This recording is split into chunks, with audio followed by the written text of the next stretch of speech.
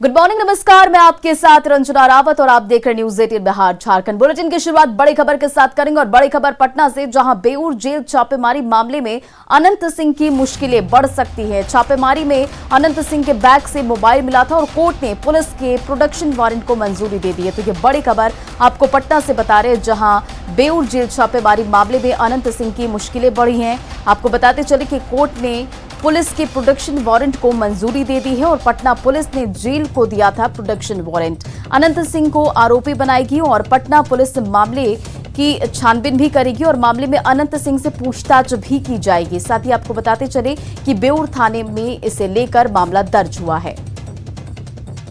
तो ये बड़ी खबर पटना से, जहां अब बेऊर जेल छापेमारी मामले में अनंत सिंह की मुश्किलें जो है वो बढ़ती नजर आ रही है।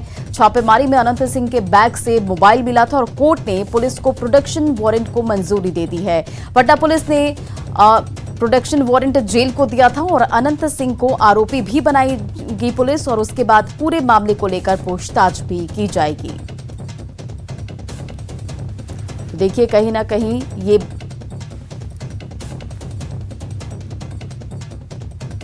और नालंदा में शराब माफिया ने पुलिस टीम पर हमला किया है, जिसमें थाना अध्यक्ष सहित 10 पुलिसकर्मी जख्मी हो गए हैं। इनमें से 2 की हालत गंभीर बनी हुई है। पुलिस ने शराब के साथ मंटू यादव को भी गिरफ्तार किया है। जब उसे थाना ले जाया जा रहा था, तभी उसके समर्थकों ने पुलिस टीम पर हमला कर दिया।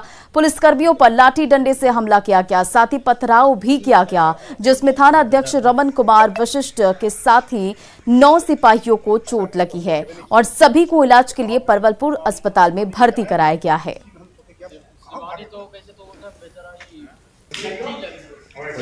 हमारी में मानिकपुर गांव में गए थे। उसके बाद हम लोग शराब और आदमी को दोनों को पकड़ लिए थे। उसके बाद हम जब कैदियों को लेके आने लगे तब ग्रामीण गांव के लोग, मानिकपुर गांव के सभी गांव के आदमी छेक दिया और पत्थर डंडा से सबको एकदम लाठी से बांध के चार्ज दे दिया अपने से। कई ढेर आदमी था पूरा, महिला सहित लड़का।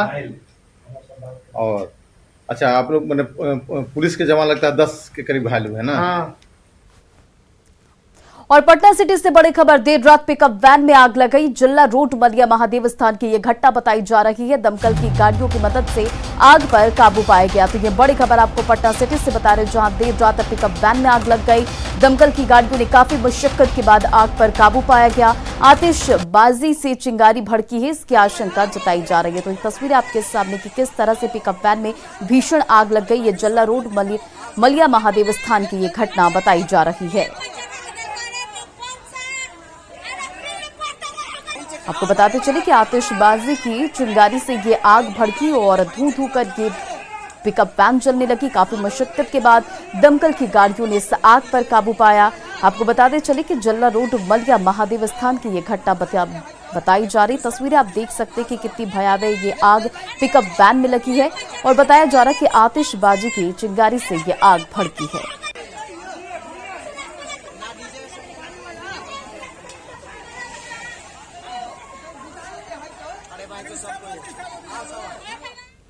और पटना पुलिस ने चेन स्नेचिंग की 2 घटनाओं का खुलासा किया है। पुलिस ने सीसीटीवी के आधार पर झपटमार बबलू कुमार की पहचान कर उसे गिरफ्तार कर लिया है और आरोपी ने एयरपोर्ट थाना क्षेत्र के खजपुरा कब्रिस्तान के पास एक महिला की गले से सोने की चेन छीन कर वहां से वो फरार हो गया था। झपटमार की तस्वीरें सीसीटीवी में कैद हो गई थी, जिसके बाद पुलिस ने कार्रवाई करते हुए झपटमार को धर दबोचा है। पुलिस ने महिला से छीनी गई चेन को भी बरामद कर लिया है।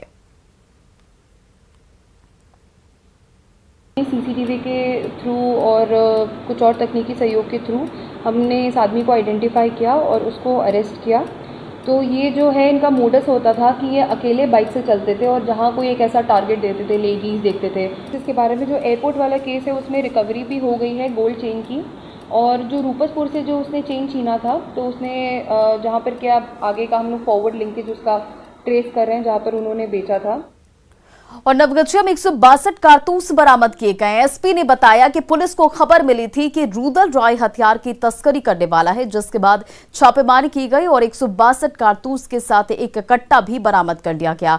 हालांकि रुदल राय जो है वो फरार हो गया है और पुलिस अब ये पता लगाने की कोशिश में जुटी हुई है कि कारतूस कहां से लाए गए थे और इसकी सप्लाई कहां की जानी थी।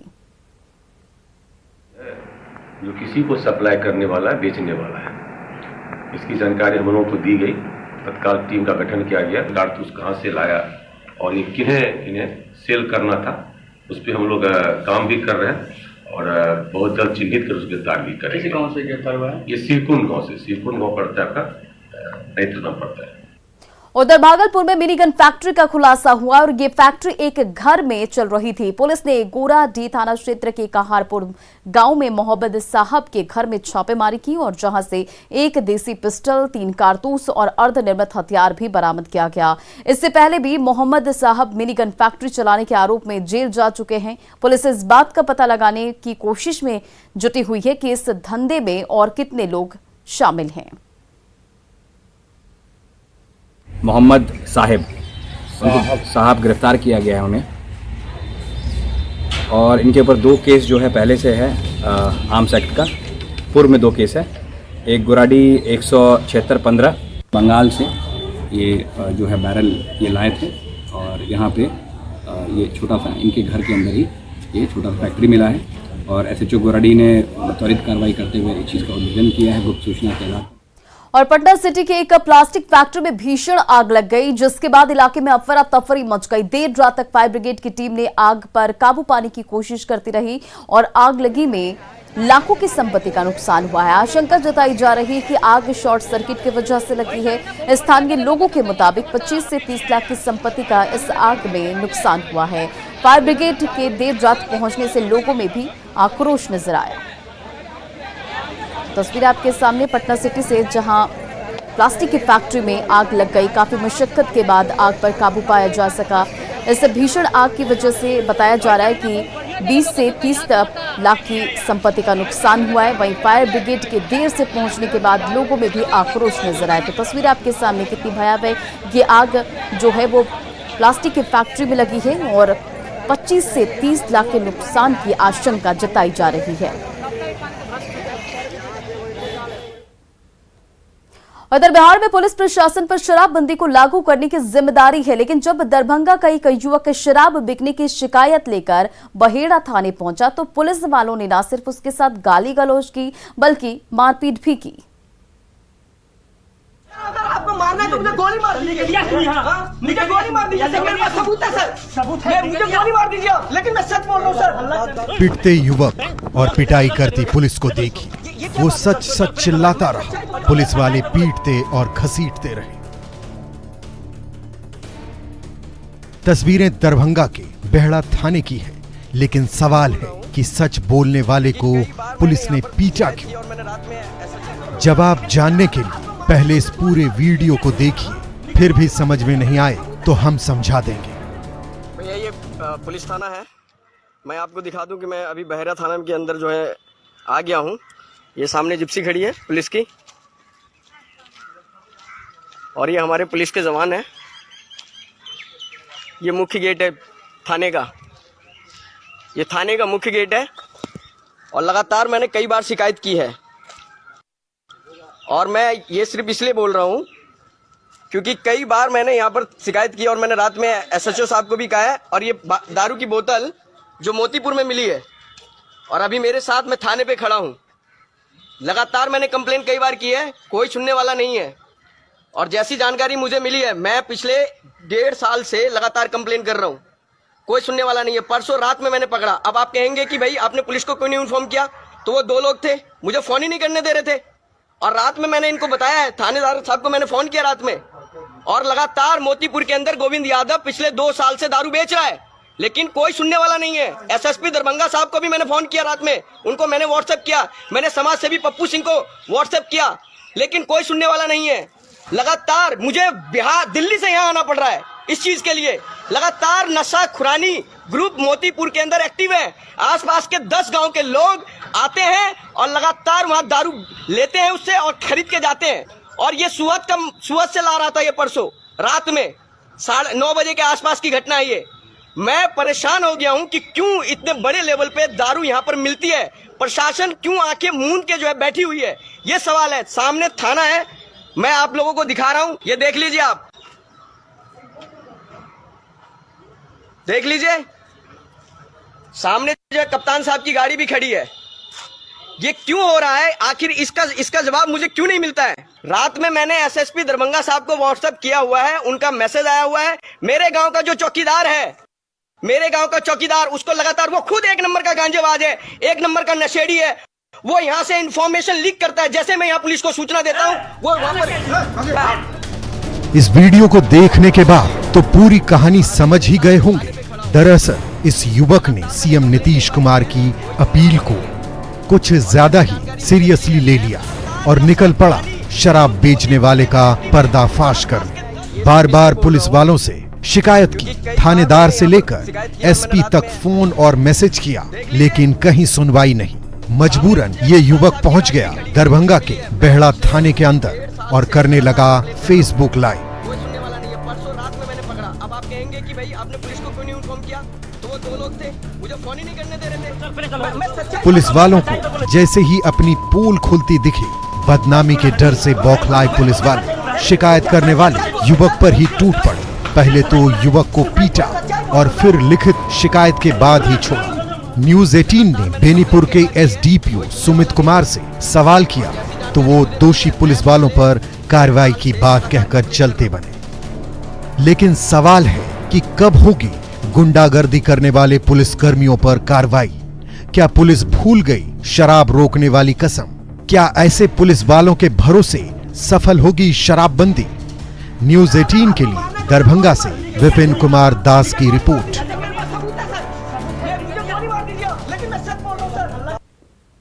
जहानाबाद में पुलिस की टीम पर हमला किया गया। पुलिस टीम के साथ मखदुमपुर के सीओ अतिक्रमण हटाने पहुंचे थे, लेकिन गांव के ही लोगों ने पथराव शुरू कर दिया।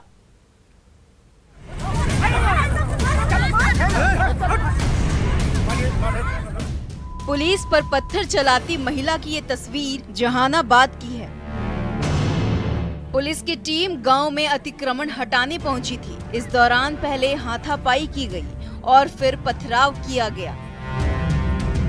दरअसल टेहटा के कुर्थाडीह गांव में राय बहादुर कॉलेज की जमीन पर कुछ लोग बांस बल्ला लगा रहे थे। खबर मिलने पर मखदूमपुर के सीओ और पुलिस की टीम कुर्थाडीह गांव पहुंची और लोगों को समझाने की कोशिश की गई, लेकिन पुलिस की बात सुनने के बजाय गांव के लोगों ने पथराव शुरू कर दिया।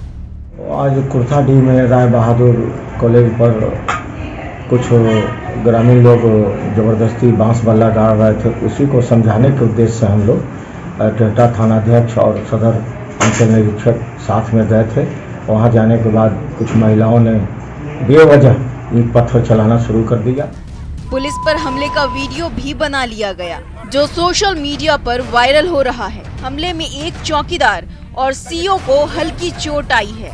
पुलिस वीडियो के आधार पर आरोपियों की पहचान कर रही है और उनके खिलाफ कार्रवाई की जाएगी। राजीव रंजन बिमल, न्यूज 18 जहानाबाद। उधर हाजीपुर अस्पताल में मृत बच्चे का शव बदलने का मामला सामने आया। अस्पताल में 4 दिन पहले इलाज के लिए एक बच्चे को भर्ती कराया गया था, लेकिन जब इलाज के बाद बच्चे की मौत हुई और परिजनों को शव सौंपा गया तो वही बच्ची का वो शव था, जबकि अस्पताल के रजिस्टर और पर्चे में बच्चा का लिंग मेल ही नहीं लिखा था। और अब मामले की जांच के आदेश दिए गए हैं। 4 दिन से बच्चा उसमें भर्ती था। सुबह शाम लड़कोरी भी जाती थी देखने के लिए। हम भी देखने गए तो उस टाइम बोला कि लड़का ही है, हर जगह लड़का लिखाया। और अभी लड़का जब बोल रही है कि लड़का नहीं है लड़की है, आपका लड़की था लड़का नहीं था, तो हम लड़का दिया, रजिस्ट्री में भी नाम है लड़का का, और लड़की दे रही तो हम लड़की कैसे दें? ठीक है, मर गया तो मरा तो लड़के ना देगा, लड़की काहे देगा? एक्चुअली क्या है कि पेपर्स में हर जगह लोग मेल लिखे हुए हैं, और जब बच्चा जब मर गया तब लोग देखा तो उसमें फीमेल आ रहा था। इसी कारण से गार्जियन लोग थोड़ा ऑब्जेक्शन किया है कि कहा है कि मैंने जांच करवा रहा हूँ कल जांच करवाऊंगा, उसका रिपोर्ट आती जो भी इसमें दोषी होंगे सख्त से सख्त कार्रवाई होगी। और शेखपुरा से बड़ी खबर, जहां दुल्हा और बाराती की जमकर पिटाई हुई है। बेलवा गांव के बताते चले कि ग्रामीणों ने लाठी से पिटाई की है। मछली खाने को लेकर ये विवाद हुआ, उसके बाद पिटाई की गई। तो ये बड़ी खबर शेखपुरा से आपको बता रहे हैं, जहां दुल्हा और बाराती की जमकर पिटाई की गई है। बेलवा गांव में लाठी से ग्रामीणों ने पिटाई की है और मछली खाने को लेकर ये विवाद हुआ, जिसके बाद ग्रामीणों ने पीटा है। और कोहा कॉल से बारात आई थी बेलवा गांव। मारपीट के बाद पूरी शादी जो है उसकी रस्म भी निभाई गई और घायलों को अस्पताल में भर्ती कराया गया है। मछली भात खिलाया जा रहा था। मछली भात में कोई मछली मांगा था, हमको 2 पीस दो। उसी में वो लोग झगड़ा करने लगा। जब हम निकल रहे थे बाहर गेट से तो हमको खींच के ले गया हमारे घर से। कई लोग था? कितने अनगिनत लोग थे। आपको पकड़ा? हाँ, पकड़ के मेरा मोबाइल वाले सब फेंका दिया था। अच्छा, मोबाइल नहीं मिला? मोबाइल लिए, मोबाइल लेने के क्रम में और 2-3 कुर्सी ऊपर से लगा दिया। तो उसी में ये सर फटा है? सर फटा भी, पहले भी मारा था। उससे पहले भी मारा था? इससे पहले भी मारा। जो मोबाइल उठाने के क्रम में भी लगा, पहले भी लगा। कितने लोग घायल हैं आपकी तरफ से? एक हम है, एक लड़का है जो दूल्हा है। लड़का का नाम क्या है? विनोद गुप्ता, विनोद कुमार गुप्ता। एक लड़का का बहनोई भी है। और मधुबनी शहर का चिल्ड्रन पार्क पिछले 1 दशक से कचरे में तब्दील हो चुका है। गंगा सागर तालाब और काली मंदिर के पास बने इस पार्क में कभी बच्चे खेलते थे, लेकिन नगर निगम की लापरवाही की वजह से पार्क में कचरे का अंबार लगा हुआ है। अभी मैं यहाँ मधुबनी का जो सबसे पॉश इलाका कहा जा सकता है, तो ये गंगा सागर तालाब, ये मधुबनी शहर का कह सकते हैं कि ये सबसे बड़ा तालाब है और ये तालाबों का शहर है। उसमें भी ये गंगा सागर तालाब मधुबनी का सबसे बड़ा तालाब कहा जाता है। और यहाँ सामने काली मंदिर, ये काफ़ी मशहूर है यहाँ जो धार्मिक स्थल के रूप में है। और यहाँ मधुबनी में जो इंद्र पूजा भी जो होता है वो भी यहाँ काफ़ी प्रसिद्ध है, वो भी इसी जगह पे होता है। लेकिन अभी जो मैं यहाँ की जो एक सियाह तस्वीर आपको दिखा रहा हूँ, ये मंदिर के ठीक बगल में और तालाब के सामने, यहाँ कभी नगर निगम के द्वारा ये चिल्ड्रेन पार्क हुआ करता था और चिल्ड्रेन पार्क के रूप में इस जगह को विकसित किया गया। आप देख सकते हैं कि यहाँ जो बच्चों का ये जो कुछ सीढ़ी जो खेलने का कुछ ये बनाया गया था जो फिसलने के लिए, और जो पार्क में लोगों के बैठने के लिए बेंच भी यहाँ सीमेंट का बना था। लेकिन अभी निगम की जो बेपरवाही कह सकते हैं साफ़ सफाई को लेकर, अभी ये किस हाल में है? सर 10-15 साल से जैसा कि मैं देख पा रहा हूँ ये इसी हाल में है। इस हाल में रहने का कारण ये है कि कुछ इस पे बात विवाद चल रहा है। दरभंगा महाराज BSNL के कारण इस टाइप का कचरा भी हो गया। जब से हम मधुबनी आते हैं तब से इसका यही स्थिति देखते हैं। इसमें बरसात में, खास करके बरसात में यहाँ पे बहुत ही गंदगी के कारण आना जाना यातायात बंद हो जाता है इस कॉलोनी का, और बच्चे लोग सबका बीमारी का जड़ हो जाता है। हमेशा यहाँ जो अभी बरसात आने वाला है, बरसात के पहले लोगों का कहना है कि अगर इसकी साफ़ सफाई अभी भी नहीं होती है तो बरसात में यहाँ जो आसपास के इलाके हैं वहाँ संक्रमण फैलने का भी डर है। अमित रंजन, न्यूज़ 18 मधुबनी। और दानापुर से बड़ी खबर, जहां कोयरी बीघा में खलिहान में आग लग गई और गेहूं की फसल जलकर पूरी तरह से राख हो गई। दमकल की गाड़ियों ने आग पर काफी मशक्कत के बाद काबू पाया और आग लगने की वजह से क्या है इसका खुलासा नहीं हो पाया। तो ये बड़ी खबर आपको दानापुर से बता रहे, तस्वीरें आपके सामने, जहां कोयलेरी बीघा में खलिहान में आग लग गई और गेहूं की फसल जलकर राख हो गई। आपको बताते चले कि काफी मशक्कत के बाद दमकल की गाड़ियों ने इस आग पर काबू पाया और आग किन वजहों से लगी है फिलहाल इसका खुलासा नहीं हो पाया है।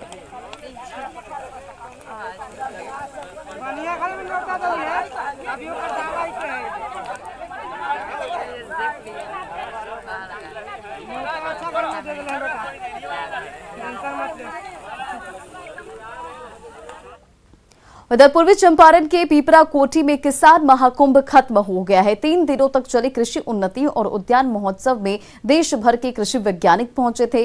कार्यक्रम में पहुंचे विधानसभा अध्यक्ष ने कहा कि वैज्ञानिक सोच और वैज्ञानिक तरीके से खेती करने से भारत आत्मनिर्भरता की तरफ बढ़ रहा है। वहीं सुशील मोदी ने कहा कि बिहार में कतरनी चावल, जर्दालू आम और शाही लीची और मगही पान को GI टैग मिल चुका है। सुशील मोदी ने किसानों को केंद्र की तरफ से मिलने वाली मदद का भी जिक्र किया।